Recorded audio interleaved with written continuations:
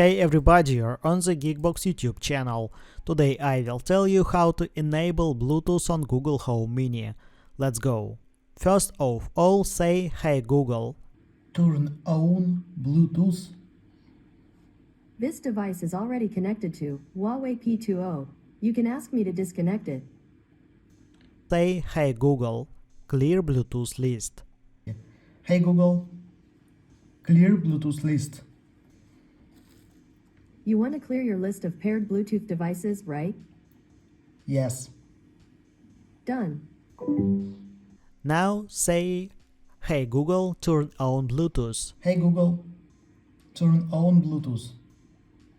Okay, looking for paired devices. Okay, to connect, open Bluetooth settings and look for the device. Bluetooth has been turned on. Let's check it out. Open Bluetooth settings. Here is our Bluetooth speaker. Let's connect to it. Done. That's it. Now you know how to enable Bluetooth on Google Home Mini. Thanks for watching. Please like and subscribe to the channel. Good luck and see you soon.